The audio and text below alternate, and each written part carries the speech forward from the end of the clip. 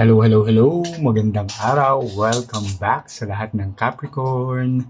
At sa mga bago, welcome to my channel. Ako nga pala si Mystico Moreno, or in short, Mismo. At dito sa aking channel, we will manifest LOVE sa inyong Tagalog, LOVE reading ngayon na mismo. So ang gagawin natin today ay ang inyong weekly love reading para sa February 23 to 28. So hanggang katapusan na ng buwan. Okay, so tingnan natin ano ba yung masasagot ng energy from the Capricorn Collective. At habang binabalasa ko tong cards, gusto kong magpasalamat sa lahat ng Capricorn na sumusuporta sa aking channel. Thank you, thank you, thank you. Sobrang appreciated ko. At sa mga bago, sana supportahan nyo rin ang aking channel by subscribing, by liking this video, and by engaging sa comment section. Comment na kung mag-resonate to. Okay? So, sana mag-grow na yung channel ko para mas makagawa pa ako ng maraming readings pa para sa inyo. Okay? Salamat. Okay, so gagawin ko ay bubunot ako ng isang card from this deck. Okay? And then, yun yung overall energy ng reading. Tapos sa dulo, I will seal it with another card. So, tingnan natin. Beauty. So, finding the beauty in your current situation. There's so much beauty in the love that you are having or will have. Okay? So, lalo na pag binuksan natin yung mata natin, kahit kala natin walang maganda sa relasyon natin, pero marirealize mo, ay meron pala, ang dami palang maganda sa love life ko ngayon. So, tingnan natin, bakit beauty ang lumabas? Ano bang detalye? So, alamin natin siya. And just a reminder, this is a collective reading. So, pwedeng mag-resonate, pwedeng hindi. Okay? Kapag hindi, huwag natin pilitin. Ibig sabihin lang, hindi ko nasagap yung energy nyo for this reading. Kaya abangan nyo na lang yung masusunod ko pang videos. At hopefully, yon masagap ko na yung energy nyo at mag-resonate na siya. Okay? So, kaya subscribe na para updated kayo lagi sa mga ipopost ko. Sige, so ang gagawin ko, bubunot ako ng 10 cards from this and then interpret natin siya. Bakit beauty ang nakakabit. So, second card, Page of Pentacles, 8 of Wands, okay, Page of Wands,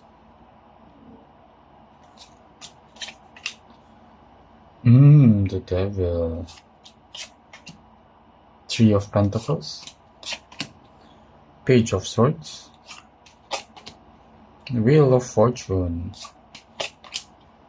8 of Swords, okay, 3 of Cups,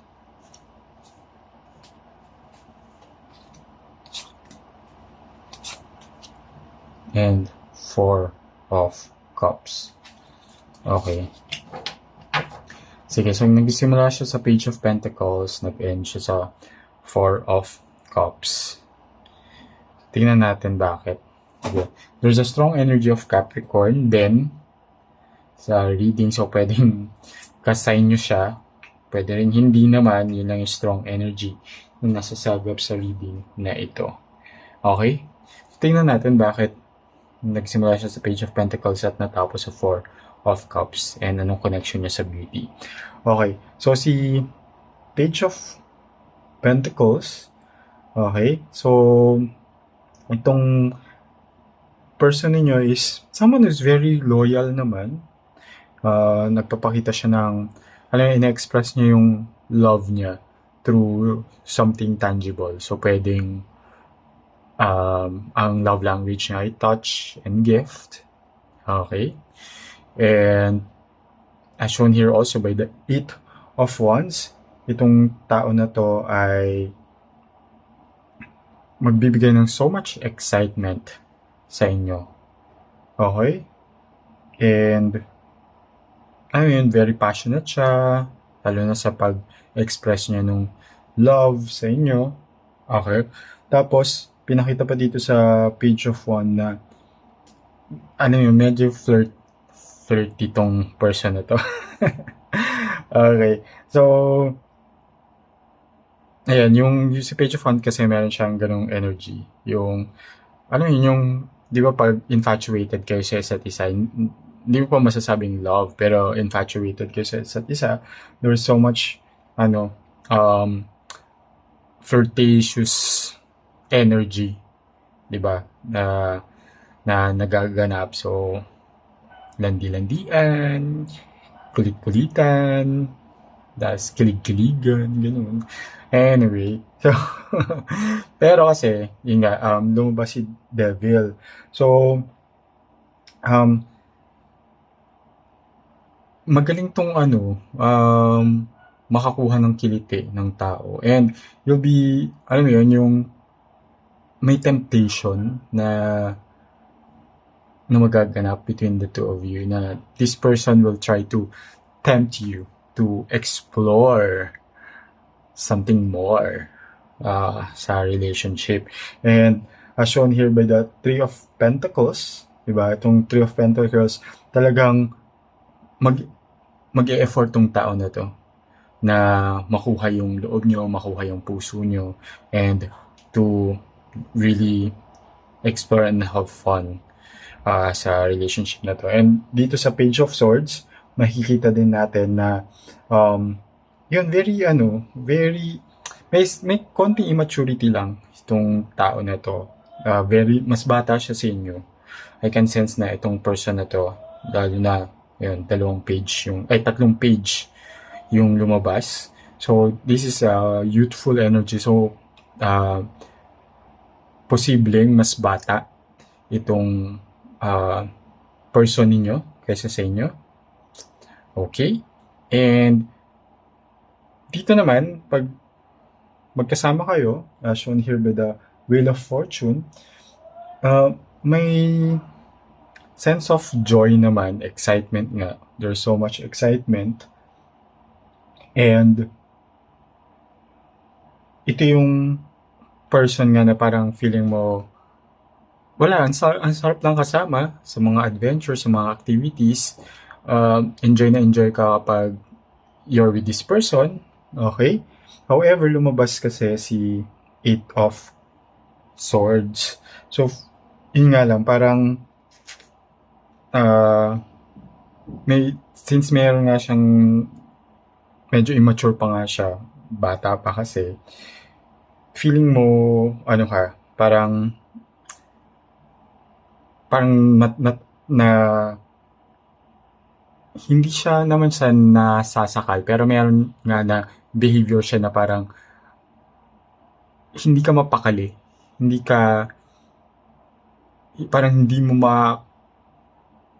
ma-put into words, ano nga ba yun? Parang something is bothering you when it comes to this connection. Pero tignan, clarify natin. Bakit lumabas si Eight of Swords? Ano yung parang feeling mo restricted ka sa connection na to? Pero lumabas naman dito si Three of Cups, which is a card of sharing happy moments together. Masaya nga kayo pag magkasama kayo. Yung, alam mo yun, enjoy siya kasama, nag-enjoy kang kasama siya, okay. Pero from Three of Cups, nag-shift siya dun sa Four of Cups. Na, yun nga, meron lang, since immature nga to, pag medyo nagiging intimate na yung dynamics ninyo or yung relationship ninyo, diba? Saka siya biglang magde-detach. Yung parang na-overwhelm siya pag sobrang intimate niya. Gusto niya parang fun lang, happy-happy, flirty-flirty, ganyan. Pero pag medyo seryoso na, parang shifting na to something serious, medyo bigla siyang mag-detach. Okay? So, ayun. Pero, enjoy ninyo yung isa't isa. So, yun yung feeling ko kaya nakikita dito yung Eight of Swords is because yun nga, medyo may detachment siya. So, tingnan natin, ano ba yung nagre-restrict sa connection na to? Ano yung parang block or hindrance? Tingnan natin.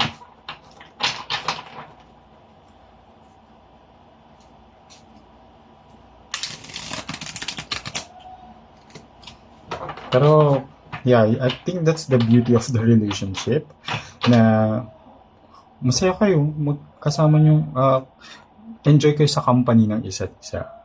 Yun. So, I think, focus ka dun, di ba? People grow pag nasa relasyon na sila.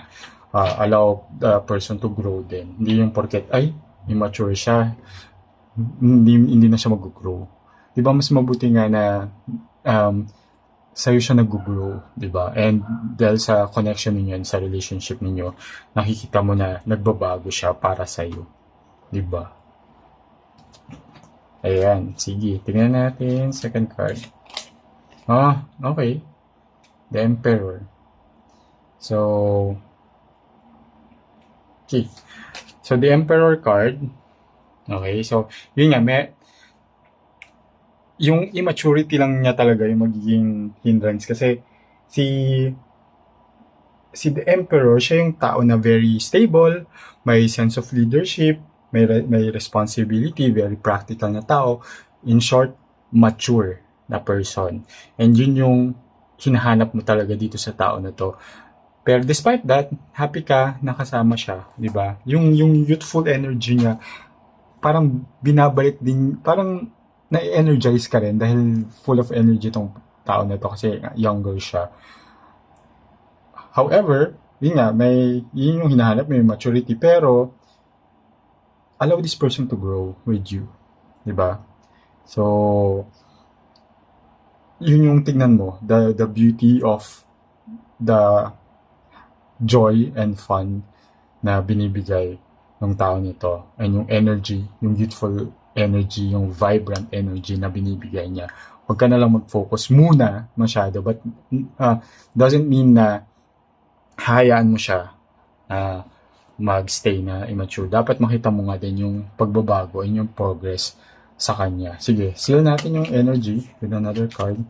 Elegance, di ba? So, elegance kasi is, alam mo yun, pag sinabi elegant, di ba, parang pag tinignan mo, yung tao parang very ready siya, yung nga may sense of maturity, di ba? Pag kaya mong maging elegante sa harap ng tao, di ba? Nag-prepare ka, di ba? Pinaghandaan mo yung isang situation, yung isang event, so ganun din sa relationship. So, di ba? Beauty and elegance, napaka ganda na parang sinasabi dito nga, tignan mo yung the beautiful things o yung maganda sa relasyon. Huwag kang mag-focus dun sa hindi maganda or sa hindi elegante na parte or aspeto ng connection ninyo. Okay? So, I hope na nag-resonate itong reading na to. And kung nag-resonate, claim nyo na yung energy, beauty, and elegance. And kita-kits na lang muli sa susunod ko pang love reading dito lang sa Mystico Moreno channel. Abangan na lang. Susunod. Mismo. Okay? Kita-kits. Ingat.